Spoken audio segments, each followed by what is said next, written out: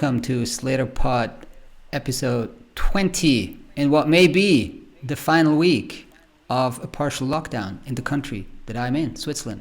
Hi, Esther. Hey, Florian. That's great news for you. I know. Who knows if everyone's afraid they may have to go back to some form of lockdown when the children are let out and when they go to school again, but who knows? So you just told me before we started this that in London, or that the government is going to decide this on week Sunday. On Sunday about next steps? Sunday, which is really, fair enough. I get it. It's a bit of a shame because today's bank holiday, but I think that's kind of strategic potentially. So they don't want people kind of all out and about on a sunny bank holiday. So Sunday, we'll find out whether we have any kind of easing of the lockdown or not. Yeah. When we look back at this period, every time we start the podcast with a Corona lockdown update. It's very 2020. Anyway, today we're going to talk about just a chapter I really love from our market report that we launched last Friday, and that is doing very, very, very well. Then talk about quite an odd, I think that's the appropriate word, at least in my view, odd move by LSP, the big word, out of the UK.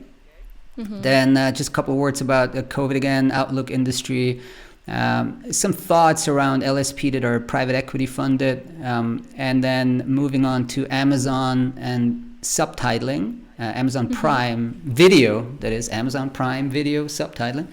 And then a very interesting controversy around ISO standards where the Germans are breaking rank with the others. And so... as we said on the last podcast, and of course promoted it on LinkedIn, Twitter, and on the website, we published our flagship 2020 report, 55 pages full of pretty much everything you want to know about this industry. Of course, market estimates, then M&A, technology, TMS. And funding and everything around it. But one of my favorite chapters actually is around job titles and of buyer job titles. And then a chapter we had around what we called core and adjacent services. So the job titles, I think we're listing around 400 to 500 individual job titles of... 400 or so. Yeah. 400. And then... I think about 200 services. 200 services, give or take. 400 job titles, give or take. Yeah, so a lot of information there. And we decided on that relatively late in the writing of the report because we felt that during times like these, yes, you want to have some of the macro intelligence, right, size and the breakdown by buyer vertical, etc. But what you also really need. Especially on the vendor side, is intelligence for business development and sales and marketing, right? You don't really want to freeze as a provider at this point in time and just try to do only protective measures, like in a sense that make sure you retain the cash, but you also want to make sure that you continue to be in touch with your clients, but also try to keep the sales funnel open and try to develop some business. And so I felt that we took some of the proprietary information we had, on job titles, and then we did a major round of research around services. So maybe just tell us a bit more about how that came about. Yeah, on the services side, it really was quite a big project in and of itself. We looked at the websites of the leading LSPs, sort of using the LSPI as our ranking as a starting point. So we went and surveyed sort of 100 plus websites of LSPs to find out what services are they saying that they offer. And obviously you're going to see things like translation, localization, interpreting. But I was really surprised at the sort of breadth of it. So we did have way more than 200 to begin with. But then obviously we needed to whittle down some of those that were a bit vague, like I don't know, solutions, just sort of vague language, didn't really mean anything. Language solutions? I suppose so, yeah. Just things that we didn't seem to be particularly well defined, let's say. So we really did try and kind of get to the core of this, and I suppose, and also to the adjacent, but to work out, okay, what is it that LSPs are offering? What kind of services are they selling? And from there, so reconciled a few that were also sort of the same thing, essentially, and came up with a list of 200. And from there, what we did was look at it, really analyze, okay, what are these services? What do they consist of? And we broke that down then into, firstly, a distinction between core, what we would call sort of the core of localization or the core of the language industry, and then into adjacent, which, okay, it's stuff that makes sense for companies, LSPs, to do for one reason or another. Yeah. So we've got quite a few different categories there under core and adjacent, but I think it provides a good overview of what potentially some of your competitors are doing in the LSP space, and also potentially some ideas there for what direction you might want to take also, or some options for sort of expanding that service portfolio as well. Yeah, that's right. So because as an LSP, you have a certain structural setup, as we're now finding out, extremely well suited for remote, and then, also other things like data labeling, stuff like that. So we again, 200 services, huge many to choose from, and really helpful for strategic decision making for 2020 and beyond. And then the job title list, it's super actionable. I mean, you take that and you use it to build your funnel and do some marketing and sales. Yeah, I mean, we've also helpfully split out the job titles by function. All right. Yes. Yeah. As well, and we have a list of the top 20 based on the frequency of the job titles. Okay.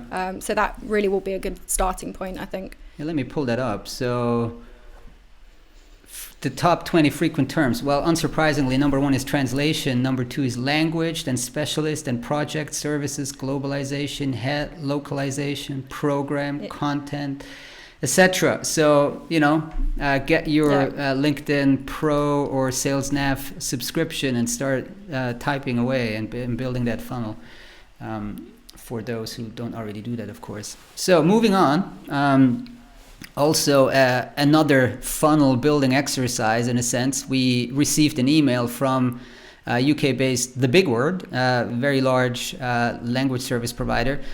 If we are, offering that, we're in trouble, cash-wise, financially speaking, we could offload our clients and certain assets to thebigword. And they helpfully set up a website called WordPie. Let's just leave that there. And apparently it's not very targeted because, I received it as Slator. There was no other communication, but one was literally treating Slator like an LSP that potentially could be in trouble and would be a potential what they call partner for this program. So the list is not extremely well curated. So this must have been a fairly broad blast that also Slator is captured as one of the LSPs because, well, we're a media company.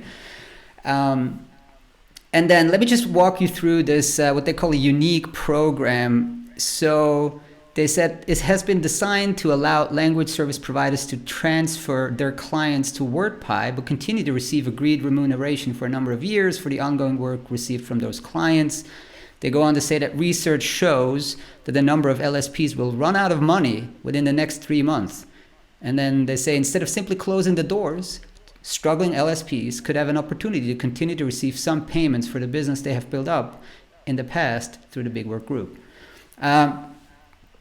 I think it's a pretty bold and somewhat odd. Yeah, it's bold. Bold was the word that came to mind. Yeah. Yeah, bold, but also, from a reputational standpoint, I doubt this is going to do them a lot of good. Frankly, basically you're going out there and saying, hey, if you're about to go bankrupt, why don't you, hand us your clients? There may be some merit at the very end to this, and they may pick up a few, but I think it's also a bit of an underestimation of the savviness of owners of small LSPs. Generally, we've been analyzing since Corona has come around. We've been analyzing kind of the essential business model of LSPs. One key component is that it's fairly flexible on the fixed cost base. I mean, the fixed cost base is quite low, especially the smaller you get. I mean, you don't have fancy offices, you don't have major assets.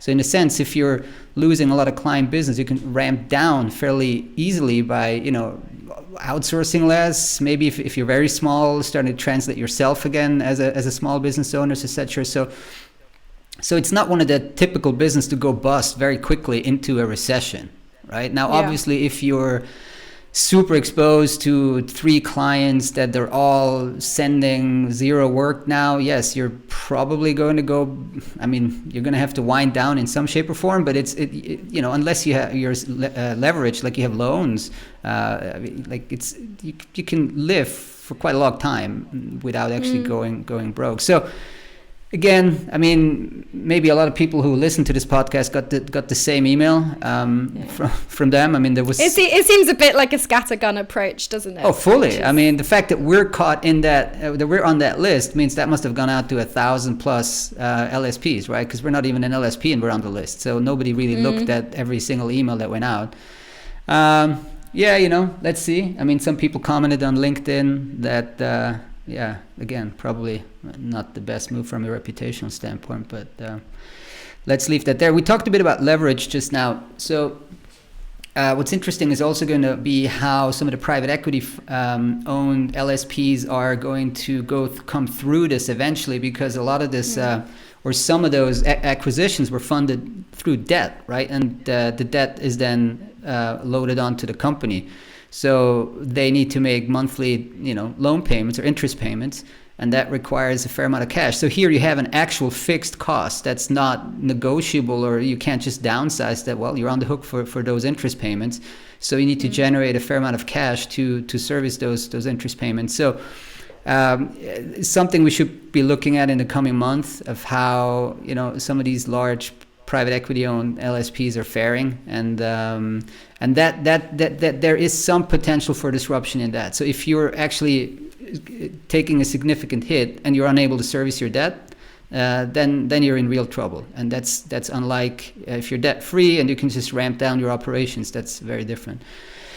So generally, we keep talking to a lot of people in the industry about, Corona, how is it impacting you? And I think the one picture that starts to emerge, apart from the obvious, media is in a good spot. And if you're for travel and retail, maybe not so great, is that it's just hard to say. Even within specific client segments, there's, work that's fully dried up and others that's really ramped up. So it's very hard to give broad statements around this. We did try to assess it in our market report from a kind of a super top-down vertical perspective, but it's tough to say. I think. Well, it's a moving target, isn't it? As well. It is a moving target, indeed. Yeah, because it also depends. Again, V-shaped recovery, L wouldn't be a recovery, but L-shaped development, W, whatever, all these letters that have been thrown out there. So let's see. One issue would be solvency of your clients, also longer payment terms, when you're moving from 30 to 50 days, or your clients are say, hey, we used to agree on, or we had agreed 60 days, now let's make 90. That really increases your need for cash in bank, because you're probably not going to be able to offload all of that to your supply chain. So solvency of some of those clients will be an issue. If some of those go bankrupt, then never mind the work you're getting from them. You also need to get paid, right? So revenue is one thing, but actually getting the invoices paid is a very different one. So one company that definitely doesn't have any issues paying their bills is Amazon. Imagine they're up year to date. Their share price is basically at near a record high. It's a $1.2 trillion company. And one of the many, many businesses they're in is video streaming. So we picked up on a very interesting research paper from them. Can you just walk us through that, Esther? Yeah, absolutely. This is from Amazon Prime Video, international expansion. So 2 researchers from the international expansion team of Prime Video looked into quality estimation and subtitling. So they've brought out a research paper called Deep Sub QE, Quality Estimation for Subtitle Translations. And they actually go into some detail in the paper about how important sort of language and content is for these streaming providers. Firstly, because Amazon, Netflix, etc. are using language content to increase their viewership. However, when translations are bad, so when you have bad subtitling, etc., they said it can actually cause increased usage drop-off and can hurt. Essentially, nobody's going to stick around to watch something that they either can't understand or they can't bear to read. Yeah. So it's a big topic for them, and it's something that they're not only looking into on the subtitling side, but they're also exploring sort of machine options for dubbing. But coming back to the subtitling, I mean, this is really driven by, I suppose, a need to reduce costs and create efficiencies within the subtitling workflow. So they say checking translations or checking the subtitling is expensive, for one thing, if you're doing it in a human sort of workflow. And it's also, subtitling is expensive, as you can imagine, when you've got lower resource languages. So this is why they're really looking into sort of a machine-led approach to quality management of subtitles. And their method actually is an interesting one. So they've said that sort of existing methods of quality estimation, so essentially sort of predicting how good the quality of subtitles is going to be, is without kind of human eye looking over it. Most of those methods right now sort of evaluate or look at the translation quality based on an acceptability scale. So is it acceptable? Is it not acceptable? But the Amazon researchers said that actually it's not a very good way of looking at subtitles, because sometimes, or a lot of the time in subtitles, you would employ methods like paraphrasing, like idiom, that actually a machine might pick up that as a bad translation, where actually it's perfectly fine. So they came up with this third category, which is loose. So your translations can be loose.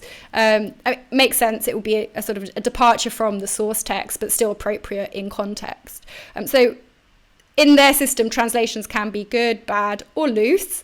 And helpfully, I think, they kind of equated that to actually what it would mean in practice for your quality management teams. So they're saying, right, anything that we categorize is as good is fine as is and doesn't actually need any further intervention.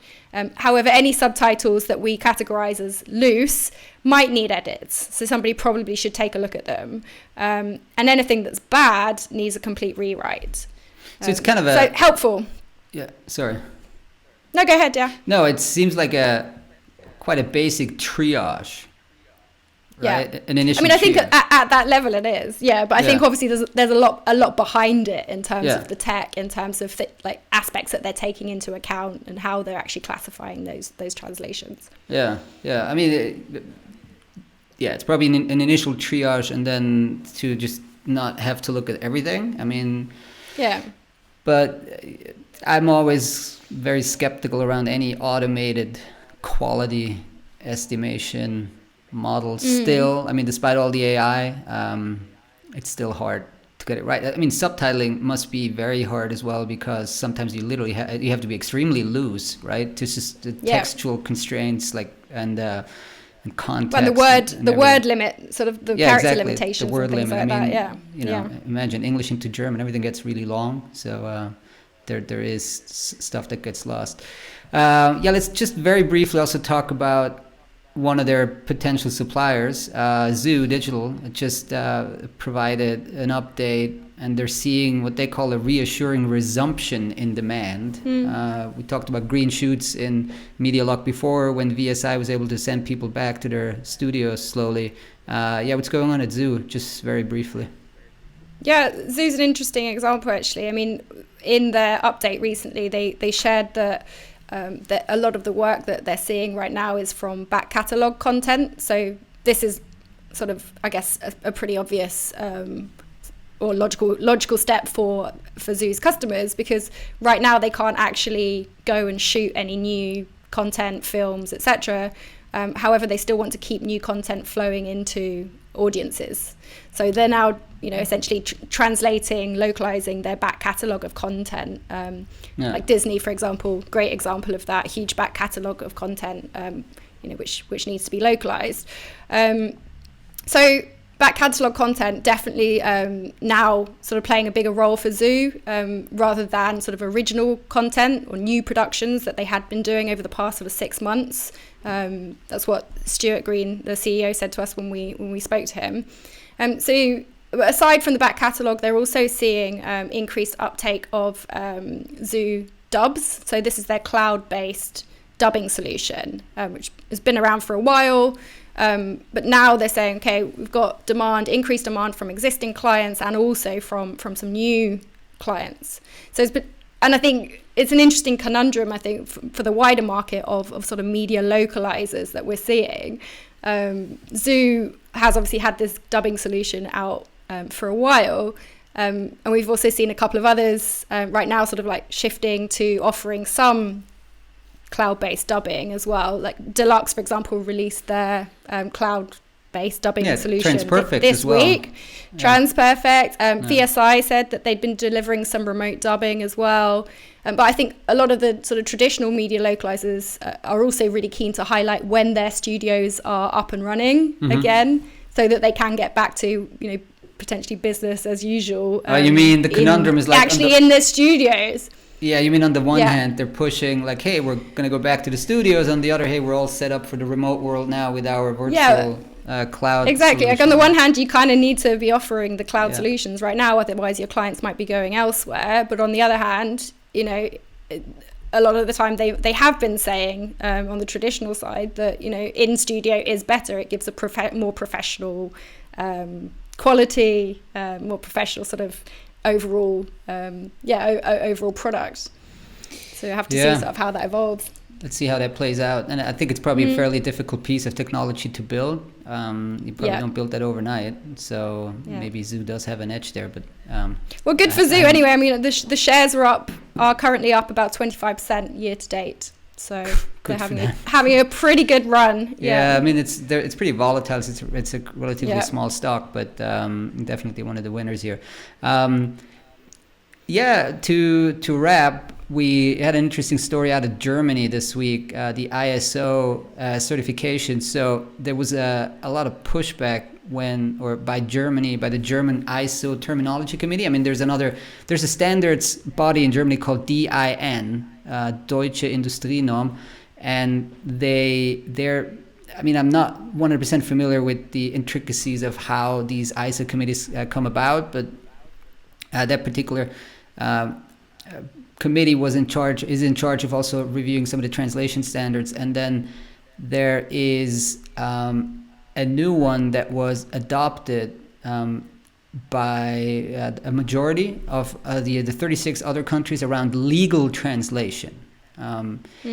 And then Germany broke ranks and said, we're rejecting this, we're not going forward with this. And they pointed out that while it was adopted and approved by a majority, there are still considerable unresolved differences. And they basically said this may be used as like at the heart of the matter is they're saying it's not really required to have separate ISOs for each individual special technical field. Yeah. Right. So we have where do you end? Yeah, where do you end? Right. We have the overall translation ISO, which is sufficient. We don't need legal, finance. Honestly, where would it end? Right. I mean, you want to have 30, 40, 70 different standards. They also said that it's against certain regulations in Germany. I mean, it could be misused as a fake, almost kind of a quasi-fake certification for accuracy and completeness if because the individual translator would have to sign off on each piece, and then this would they said it may create the impression of this being kind of a certified translation, which in some countries such as Germany can only be done by maybe a notary public or some other institution. And then they say ultimately distorts the level playing field to the detriment of freelance translators because it would put an additional step, an additional certification in the way of, if you're a legal translator, now you have to, work towards that particular standard as well, right? Which makes sense. We will look at the other side of this issue as well, and potentially in the coming weeks and months, and see, you know, what the people, you know, behind this new rule would say in their defense. I mean, that was the one aspect that I would have loved to have in that piece, but it was not possible to get it at this point. But we'll see if we can, you know, put the counter argument. I think I would be on the side of not having more intricate or more special standards here, because where does it end? So I think it would also be interesting to see potentially what some of the other countries are saying, because I think, you know, Germany, okay, maybe they're the only ones who sort of said, no, we're not happy to go along with this, but it sounds like potentially some of the other countries also had some reservations about the standard as it was, even though they did decide to adopt it. Yeah. I mean, I guess these committees aren't known for being super contentious, so maybe some just went along to go along, right? Where does it end? Well, Slator Pod ends here.